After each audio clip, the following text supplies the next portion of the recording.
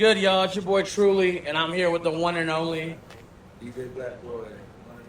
What's good, bro? How you been, bro? Blessed. I've been good, bro. I've been good. Just been working. You know how it is. And See you right. I'm doing everything, bro. So Making a move. yeah, appreciate you, bro. No, but what's good with you, bro? Yeah, talk about this tour. How about this tour? This tour is crazy, man. No stylish tour. Side gang. They hit me up, asked me that one while, it's pretty lit so far, bro. It's just really showing me like how committed the fans are to, being supportive and coming out to the shows and rocking out with us. Not just at festivals and coming out to the tour shows. It's a lot of love. And that's really big because a lot of artists be having these strings. Yeah, man. Then when it comes showtime, it's hard to do that, and we just in a good position for this to be working out. It's great too. So. Yeah, and how does it feel like, seeing your name right there going on, like having your own set, like DJ Blak Boy going on? Like, how does that feel like, you know what I mean, you going on your tour right now? Like, how does that make you feel? Even the last time we spoke, we talked in the interview, I told you that I was doing it in college and stuff, starting out, getting free gigs and stuff like that. And back then, when I'm doing these gigs, I didn't think I would be able to level where I'm at back then when these were. Now, it's just like I just keep elevating. And it's really good. It's just blessings, dog. And it's just great to see my name and bigger lights, bigger platform, bigger stages. And it just really feels good when that hard work pays off and all those long nights and misfortunes happen and you're still able to come out on top of it. Yeah. And then, like coming from COVID where there was no shows, no festivals, like how did that affect you? And like, Well, it came to a screeching halt. We had just came home from Australia. We did an Australian run. And when we came back home, we did like an all-star weekend event. And that was it. And then, we was going to get ready to do the rolling line. They kept pushing it back. And as that stuff just became reality, like it really was like my main source of income. Came to a quick screeching halt. Luckily, I was able to save up, and put some money to the side for rainy days like that, which turned into 2 years until we like really started getting comfortable coming out. But it just feels good, like I was able to maneuver through that hard time. I mean, it was hard for everybody, but specifically for entertainers because I kind of feel like we were there on the totem pole. We weren't the most important people. And I definitely think that we weren't like the priority, but I mean, just steal that out and run that out and like just hunker down and just stay up until like I could have got a job and just went to a whole other career path. But I was just blessed to be able to keep my head above water throughout that whole situation. A lot of people would understand, like you said, like you're trying to get a job at that time. We didn't know what was gonna happen with entertainment, So when stuff started coming back, like what was your first show back? Actually, I remember me and Cardi, we did, I can't remember the name of the show, but we did, like, it was like a live stream.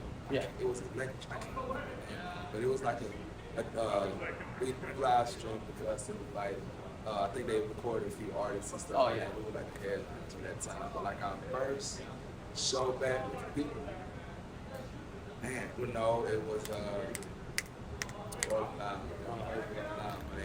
And I was the energy of the crowd, It was lit, man, but I think like, people were still getting used to, being outside and being in that, small compacted space with people and COVID still going crazy. And but when we did that following show at Lollapalooza, we really saw the fans with the open.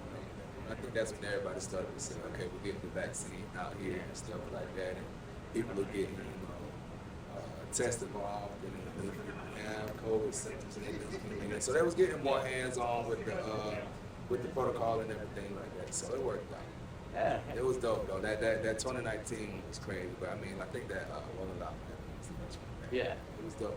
And then on tour, you're on tour right now. What's 5 things DJ Blak Boy needs when he's on tour? It's 5 things that I need. It changed since last time. I need my iPad. I need my AirPods. I need what's I need? I need my slide. Yeah, slides are important. Slides are important. I need I need my man back. I mean, like at the end of the day, I need to be able to brush my teeth. Like that's the most important thing. I don't care if I ain't got nothing else. If I can't keep my hygiene up, it's not the best. And for the fifth, healthy food. Healthy snacks. It's easy to eat chips and everything that you get from the green room and stuff like that. You know, you get the bad habit of eating junk food a lot. But I try my best to, you know, eat a little healthy. I get me some cashew, get me some dry fruit.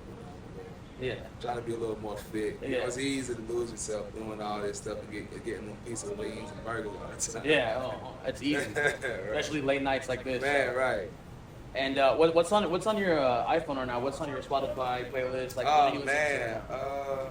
Really listening to a lot of the artists that I'm working with, man. Working with Cino, did like 2 projects with him, working on the third one, Be Safe 3, coming out soon. My dog Chris J, who's out on the West Coast now from Atlanta. We put out this 800 meters. It went crazy streaming. We got like some good numbers for that. They caught me off guard. So I really want to tell everybody I appreciate that support. Like that I really seen some good turnout for that song.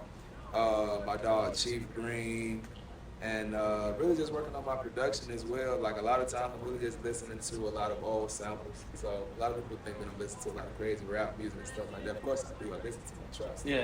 But at the end of the day, like I'm really trying to like, you know, perfect my craft with production. So I'm listening to a lot of old music, listening to a lot of soul from the 70s, a lot of R&B from the 90s that was like real throwback and chill. Just trying to brush up on my samples and stuff like that. So that's really what I've been listening to, a lot of older music.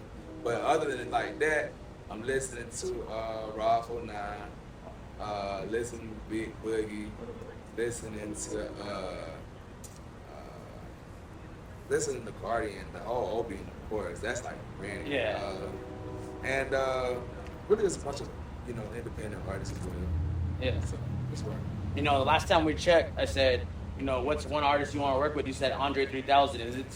Man, I'm getting close there one day, you know. But with my production, I've definitely caught some interest from guys like Seddy Hendrix, Sci-Hi the Prince. They see me post my stuff on my Instagram. They reach out, they'll leave a comment, say send me a pack and stuff like that. So, you know, we working on some stuff and getting that. If I can just be at home, like I'm always on the road. So it's cool to send packs and stuff, but I really want to be hands-on and in that studio, you know, with them and making sure that I'm able to, you know, play them some of the hot stuff and be there in person, make it happen. But, man, if I get that thing with Sci-Hi, which it is going to come, I'm sure it is, I'm speaking into existence. I get that Sci-Hi and everything else going to follow, then one day Andre definitely going to come through. I know for sure. It's definitely going to happen. And then being from Atlanta, you know, and, you know, losing someone from the Migos like Takeoff, like, how did that, like, what did the Migos music do for you? Or, like, how was Lost to Takeoff for Atlanta as well? Crazy enough, I went to school with Quavo. We used to go by Yachty. And went to school with him, and I think he was like maybe a year or 2 behind, a grade or 2 behind me. And went to middle school with him, and I think he went to high school. High school I went to for a little bit. And I didn't really know like Takeoff like that, but I was around, you know, Quavo all the time and seeing him around. You know, it was a great other, so I wasn't really around him much, but I knew the people he was around, you know, just through, you know, knowing friends.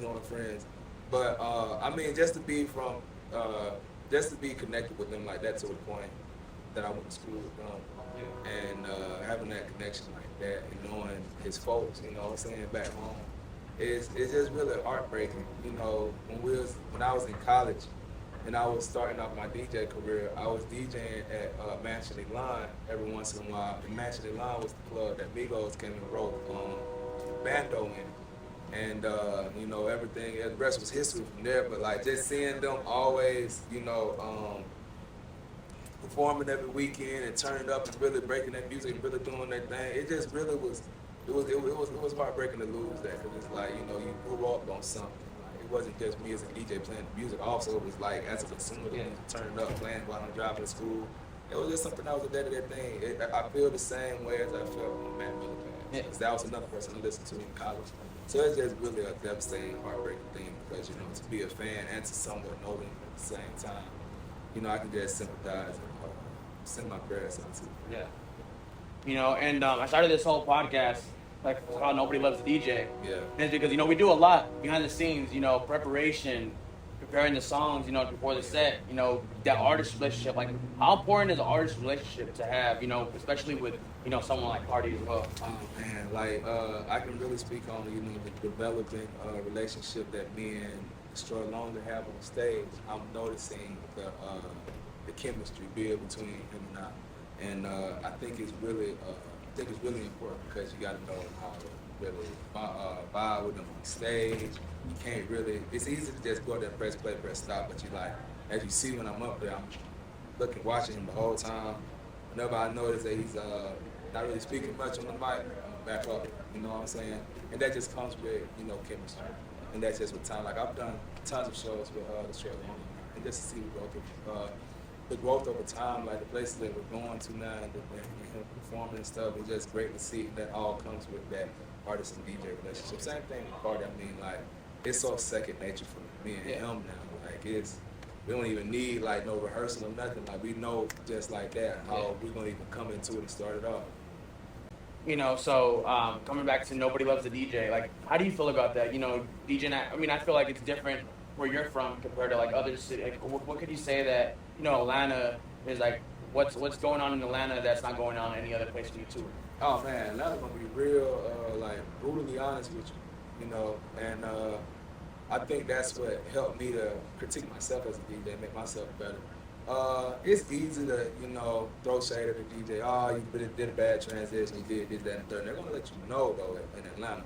Like, hey DJ, you tripping. Like they gonna tell you, like, hey bro, you're tripping right now. So it's been plenty of times where like starting off as a young DJ, I went through that stuff. And like even now I see it with, you know, DJs that starting their career and stuff like that. And I tell them don't take that as a you know, somebody hating. I mean, of course that's initially the first thing. I mean, like even to today, I still see some things, you know, somebody might say, oh, DJ talk too much on the mic, like, blah, blah, blah. At the end of the day, my check's still cutting. I don't care, for one. 100%. And then, two, at the same time, like, we just got to learn how to let that shit go on one end, not the other, you know what I'm saying? And it can really throw you off and everything. So I just always tell aspiring DJs, and I also tell myself sometimes, you know, just don't take a lot of things to heart.